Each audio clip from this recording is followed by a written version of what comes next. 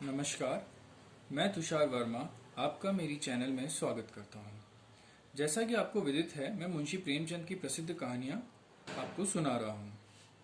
आज मैं आपको उनकी कहानी पूस की रात सुनाने जा रहा हूं। आइए शुरू करते हैं। पूस की रात। हल्कू ने आकर स्त्री से कहा, सहना आया है, लाओ, जो रुपए रखे हैं उसे दे दूं, किसी तरह गला तो छूटे। मुन्नी झाड़ू लगा रही थी, फिर पीछे फिरकर बोली, 3 ही तो रुपए हैं, दे दोगे तो कंबल कहाँ से आएगा।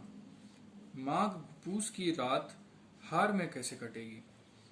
उससे कह दो फसल पर रुपए दे देंगे, अभी नहीं। हल्कू एक क्षण अनिश्चित दशा में खड़ा रहा।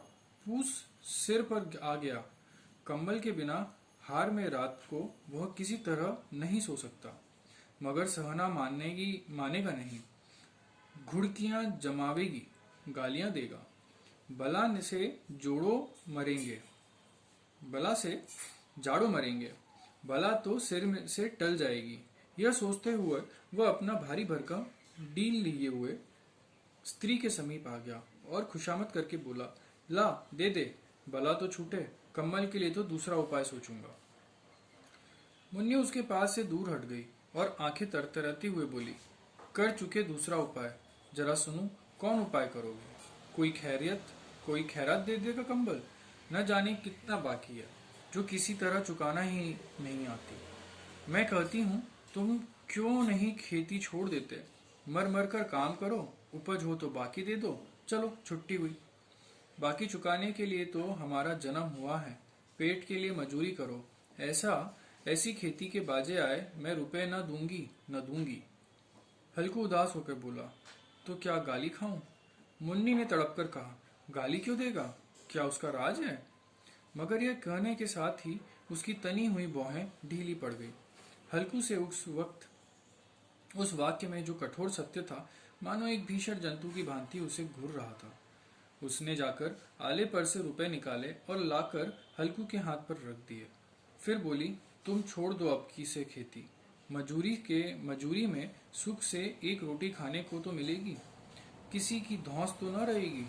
अच्छी खेती मजूरी करके लाओ, वह उसी में झोंक दो, उस पर से घास। हल्कू ने रुपए लिए और इस तरह बाहर चला मानो अपना हृदय निकाल कर देने जा रहा हो। उसने मजूरी से एक एक पैसा काट काट कर 3 रुपए कंबल के लिए जमा किए थे। वो आज निकले जा रहे थे। एक एक पग के साथ उसका मस्तिष्क अपनी दीनता के भार से दबा जा रहा था। पूस की अंधेरी रात, आकाश पर तारे ठिठुरते हुए मालूम होते थे। हल्कू अपने खेत के किनारे ऊख के पत्तों की एक छतरी के नीचे बांस के खटोले पर अपनी पुरानी गाड़ की चादर ओढ़े कांप रहा था। खाट के नीचे उसका संगी कुत्ता जबरा पेट में मुंह डाले सर्दी से कूकू कर रहा था। दो में से एक को भी नींद न आती थी। हल्कू ने घुटनियों को गर्दन में चिपकाए हुए कहा, क्यों जबड़ा जाड़ा लगता है। कहता तो था घर में पुआल पर लेट रहा है, तो यहाँ क्या लेने आए थे। अब खाओ ठंड, मैं क्या करूं। जानते थे मैं यहाँ हलवा पूरी खाने आ रहा हूँ। दौड़े दौड़े आगे आगे चल आए, अब रो नानी के नाम को। जबरा ने पड़े पड़े दो मिलाई और अपनी कुकू की दीर्घ बनता हुआ एक बार जमाई लेकर चुप हो गया। उसकी श्वान बुद्धि ने शायद ताड़ लिया, स्वामी को मेरी कुकू से नींद नहीं आ रही है। हल्कू ने निकालकर जबरा की ठंडी पीठ सहलाते हुए कहा, कल से मत आना मेरे साथ, नहीं तो ठंडे हो जाओगे। यह रान पछुआ न जाने कहां से बर्फ लिए आ रही थी। उठूं फिर एक चिलम भरूं, किसी तरह रात तो कटे। 8 चिलम तो पी चुका। यह खेती का मजा है। और एक एक भगवान ऐसे पड़े हैं जिनका पास जाड़ा जाए तो गर्मी से घबराकर भागे। मोटे मोटे गद्दे, लिहाफ, कम्बल। मजाल है कि जाड़े का गुजर हो जाए। तकदीर की खूबी है, मजूरी हम करें, मजा दूसरे लूटे। हल्कू उठा और गड्ढे में से जरा सी आग निकालकर चिलम भरी। जबरा भी उठ बैठा। हल्कू ने चिलम पीते हुए कहा, पिएगा चिलम, जाड़ा तो क्या जाएगा, जरा मन बहल जाएगा। जबरा ने उसके मुंह की ओर प्रेम से छलकती हुई आंखों से देखा। हल्कू, आज और जाड़ा खा ले। कल से मैं यहाँ पुआल बिछा दूंगा, उसी में घुसकर बैठना, तब जाड़ा न लगेगा। जबरा ने अगले पंजे उसकी घुटनियों पर रख दिए और उसके मुंह के पास अपना मुंह ले आया। हल्कू को उसकी गर्म सांस लगी। चिलम पीकर हल्कू फिर लेटा और निश्चय करके लेटा कि चाहे कुछ भी हो, इस बार सो जाऊंगा। पर एक ही क्षण में उसका हृदय में कंपन होने लगी। कभी इस करवट लेटता, कभी उस करवट, पर जाड़ा किसी पिशाच की भांति उसकी छाती को दबाए हुए था। जब किसी तरह न रहा गया तो उसने जबरा को धीरे से उठाया और उसके सिर को थपथपाकर उसे अपनी गोद में सुला लिया। कुत्ते की देह में जाने कैसी दुर्गंध आ रही थी, पर वो उसे गोदी में चिपकाए हुए ऐसे सुख का अनुभव कर रहा था जो इधर महीनों से ना मिला था। जबरा शायद समझ रहा था कि यही स्वर्ग है, और हल्कू की पवित्र आत्मा ने उस कुत्ते के प्रति घृणा की गंध तक न थी। अपने किसी अभिन्न मित्र या भाई को भी वो इतनी ही तत्परता से गले लगा था। वो अपनी दीनता से आहत न था जिसने आज उसे इस दशा तक पहुंचाया। नहीं, इस अनोखी मैत्री ने जैसे कि आत्मा के सब द्वार खोल दिए थे और उसका एक एक अणु प्रकाश में चमक रहा था। सहसा जबरा ने किसी जानवर की आहट पाई। इस विशेष आत्मीयता ने उससे एक नई स्फूर्ति पैदा कर दी थी, जो हवा के ठंडे झोंकों को तुच्छ समझती थी। वह झटपट उठकर बैठा और छतरी के बाहर आकर फूंकने लगा। हल्कू ने उसको कई बार चुमकार कर बुलाया, पर वह उसके पास न आया। हार में चारों तरफ दौड़ दौड़ भौंकता रहा। एक क्षण के लिए अभी भी आ जाता तो तुरंत फिर वापस भाग जाता।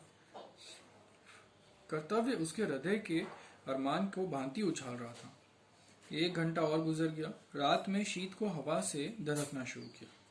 हल्कू उठ बैठा और दोनों घुटनों को छाती से मिलाकर सर को छिपा लिया। फिर भी ठंड कम न हुई। ऐसा जान पड़ता था सारा वक्त रक्त जम गया हो, धमनियों में रक्त की जगह हिम बह रहा हो। उसने झुककर आकाश की ओर देखा। अभी कितनी रात बाकी है।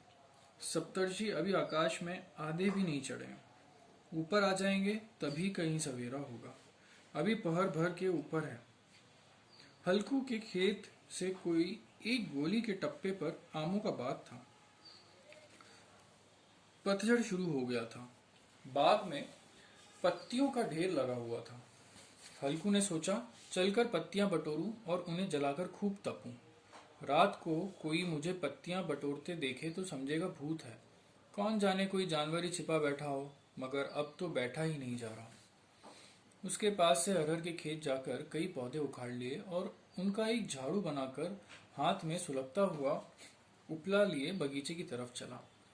जबरा ने उसे आते देखा तो पास आया और दुम हिलाने लगा। हल्कू ने कहा, अब तो नहीं रहा जाता जबरू, चलो बगीचे में पत्तियां बटोर कर तापे। टांटे हो जाएंगे तो फिर आएंगे, सोएंगे, अभी तो रात बहुत है। जबरा ने कुकू करके सहमति प्रकट की और आगे आगे बगीचे की ओर चला। बगीचे ने खूब अंधेरा छाया हुआ था और अंधकार के निर्दय पवत पत्तियों को कुचलता हुआ चला जा रहा था। वृक्षों से ओस की बूंदें टप टप नीचे गिरती थी। एकाएक एक झोंका मेहंदी के फूलों का खुशबू लिए आया। हल्कू ने कहा, कैसी अच्छी महक आई जबरू, तुम्हारी नाक में भी सुगंध आ रही है। जबरू को कहीं जमीन पर एक हड्डी पड़ी मिल गई।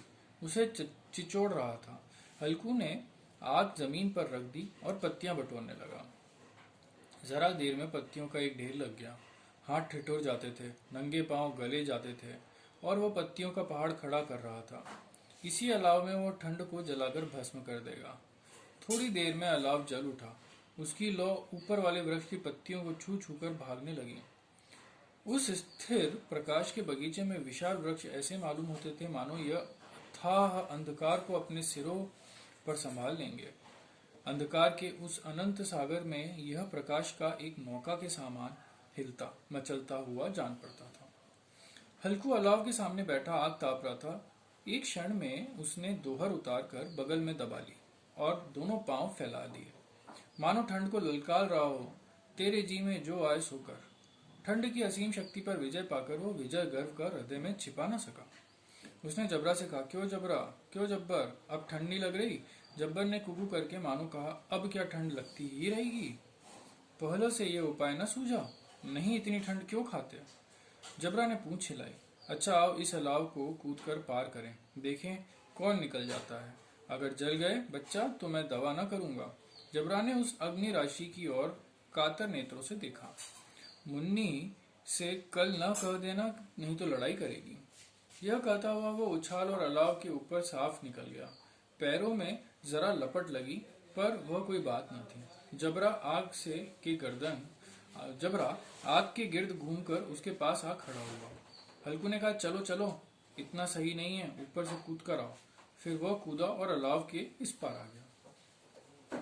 पत्तियां जल चुकी थीं। बगीचे में फिर अंधेरा छाया था। रात के नीचे कुछ कुछ आग बाकी थे, जो हवा का झोंका आ जाने पर जरा जाग उठती थी, पर एक क्षण में फिर आंखों में बंद कर लेती थी। हल्कू ने फिर चादर ओढ़ ली और गर्म राख के पास बैठा हुआ एक गीत गुनगुनाने लगा। उसके गर्दन में गर्मी आ गई थी, पर जो शीत बढ़ती जाती उसके आलस से दबाए लेते थे।